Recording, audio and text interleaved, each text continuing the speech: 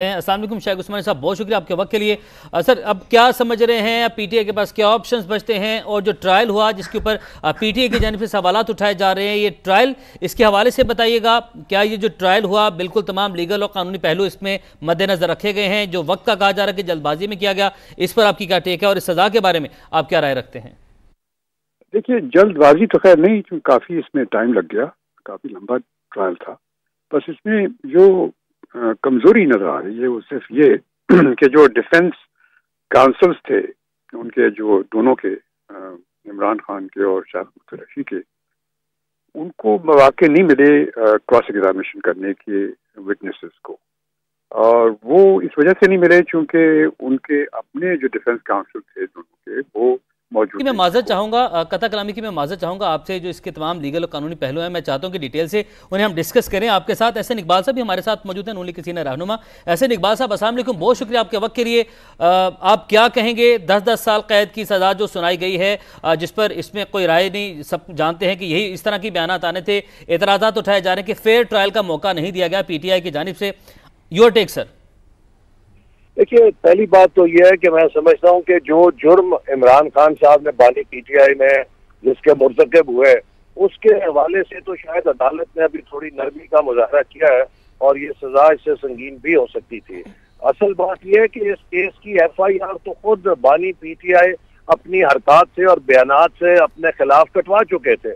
उन्होंने एक नहायत ही अहम हसास कौमी मामले को जिस तरह कहा कि हम इससे खेलेंगे, शायद वो क्रिकेट के आदी हैं, वो समझते हैं कि रियासत भी एक खेल है और इसको जिस तरह चाहे हम खेल लें। तो हर खेल का अंजाम अच्छा नहीं होता, कुछ खेल ऐसे होते हैं कि जिनका अंजाम बड़ा हौलनाक हो सकता है। और ये जो उनका जुर्म था, इसमें पाकिस्तान की पूरी जो डिप्लोमेसी है उसको खतरे में डाल दिया था, क्योंकि साइफर एक बुनियाद है जिसके ऊपर डिप्लोमेसी चलती है, और अगर उसकी कॉन्फिडेंशियलिटी ब्रीच हो जाए तो ना कोई आपको सफारतकार अपनी राय आजादाना तौर पे दे सकेगा, और ना ही कोई दूसरे मुल्क का सफारतकार हमारे सफारतकारों से खुल के बात कर सकेगा कि ये पता नहीं मेरी किस बात को एक अलिफ लैला की कहानी बना दें। तो ये इन्होंने एक बहुत कारी वार किया था पाकिस्तान की सिक्योरिटी पर, पाकिस्तान की डिप्लोमेसी के ऊपर, और इसके बड़े संगीन मुज़मरात पाकिस्तान के लिए है। न सिर्फ ये कि पूरी जो हमारी सफारतकारी है, बल्कि अमेरिका के साथ ताल्लुकात के ऊपर भी एक हमला किया था, और खुद वो जिस तरह बयान देते रहे, फिर उनसे कभी पीछे हट जाते थे और फिर बरमला कहते रहे कि हम इसे अपनी सियासत के लिए इस्तेमाल करेंगे, और फिर उनके अपने ही प्रिंसिपल सेक्रेटरी ने कुरान के ऊपर हलफ दिया इस बात की तस्दीक के लिए। तो मेरा ख्याल है कि इसमें अब सिर्फ जो कानूनी हथकंडे जो पीटीआई जिसमें बहुत मास्टर है, जैसे फॉरेन फंडिंग केस में उन्होंने 7 साल तक खेला, वहां पे भी खेलते रहे, हर चीज से खेलते हैं। तो इनका ख्याल था कि यहाँ पर भी हम खेलेंगे और इसको देर तक इल्तवा में डाली रखेंगे।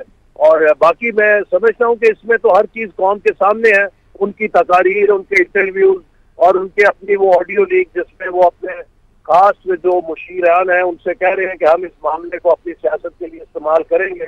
तो अब ये तो एक महज कार्रवाई है जिसके तहत उनके खिलाफ सजा हुई है।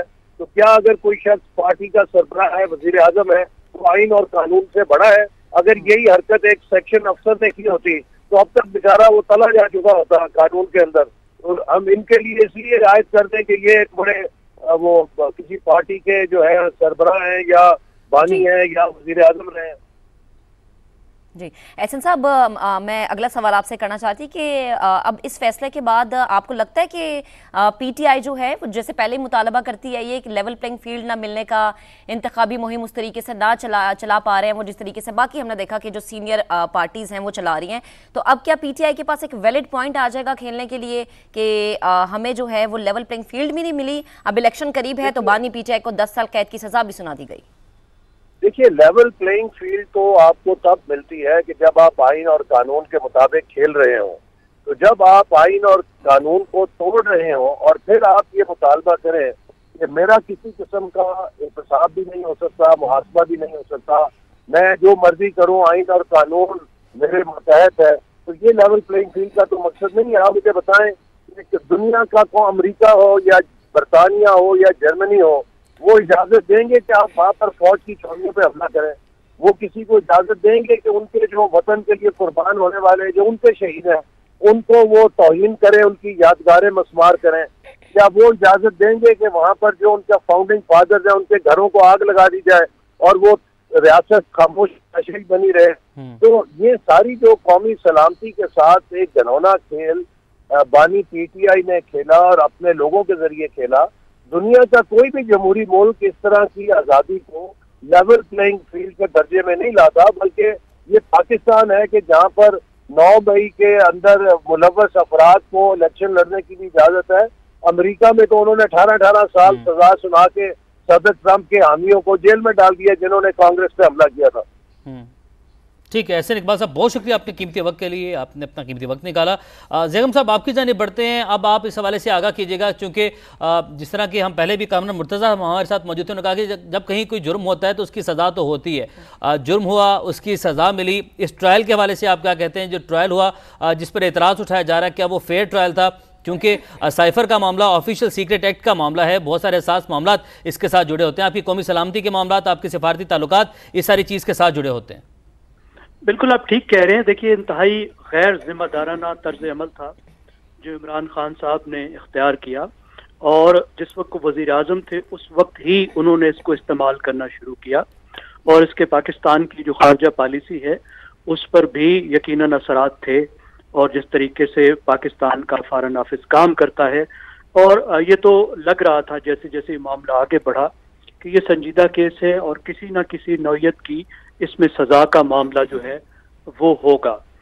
اب یہ دیکھیے جب یہ کیس چلا ہے تو ہمیں یہ دیکھنا چاہیے کہ اس کی جو اپیل ہے، یعنی جو ضمانت کی اپیل سنی سپریم کورٹ آف پاکستان نے، انہوں نے جو رائے دی، جو تبصرہ دیا، اس کو بھی ہم ذہن میں رکھیں۔ انہوں نے یہ کہا کہ جس طریقے سے یہ قانون اپلائی ہوتا ہے اس میں سخت سزا یعنی عمر قید یا سزائے موت جو ہے وہ اس وقت ہے جب کسی غیر ملکی طاقت کے ایما پر اس کو کیا گیا ہو۔ انہوں نے یہ تو نہیں کہا کہ آپ اس کو خارج از بحث ہے، لیکن انہوں نے کہا کہ مزید تفتیش کی ضرورت ہے، لیکن اگر کمیونیکیشن تک کا معاملہ ہو، یعنی غلط کمیونیکیشن اس میں ہو، جیسے کہ انہوں نے واپس نہیں کی، رکھ دی، اناتھورائز دے دی، تو اس کی سزا جو ہے وہ کم ہے۔ اب 10 سال کی سزا دی جا چکی ہے، اب اعلیٰ عدالت اس بات کا تعین کرے گی کہ کیا یہ سزا ٹھیک ہے یا زیادہ ہے، کم ہے۔ یہ تو ظاہر ہے جب اپیلیں جائیں گی اعلیٰ عدالت میں تو اس میں یہ بات جو ہے وہ طے ہوگی۔ اسی طریقے سے فیئر ٹرائل کا معاملہ بھی اعلیٰ عدالت میں جائے گا۔ دیکھیں کوئی جلدی کی بات تو نہیں ہے، کیونکہ یہ کیس ایسا تھا جس کی تمام گواہیاں اور چیزیں بڑی واضح طور پر موجود تھیں، جو تحریری شکل میں بھی تھا، عمران خان کے بیانات بھی تھے، اور جتنے افسران انوالو تھے انہوں نے ایک ایک دفعہ آ کر گواہی دینی تھی۔ اس میں بہت گہرا معاملہ نہیں تھا کہ ٹائم جو ہے زیادہ لگتا، لیکن کیونکہ الیکشن کے قریب، الیکشن سے پہلے سزا ہوئی ہے تو ظاہر اس پر سوالات تو اٹھیں گے، اور سوالات اس پر اٹھائے جائیں گے کہ یہ ٹائمنگ کیوں ہے۔ لیکن ظاہر ہے میں وہی عرض کر رہا ہوں کہ پاکستان میں جو سیاسی مقدمات ہوتے ہیں ان کے ساتھ اس طرح کے معاملات بھی جڑے ہوتے ہیں۔ ٹھیک ہے ٹھیک ہے زیغم صاحب ساتھ رہیے گا۔ ابصار عالم صاحب ہمیں جوائن کر چکے ہیں۔ ابصار صاحب بہت شکریہ وقت دینے کے لیے۔ کیا کہیں گے سائفر کیس کے معاملے میں جو فیصلہ آیا کہ 10 سال بانی پی ٹی آئی اور شاہ محمود قریشی دونوں کو قید کی سزا سنائی گئی ہے؟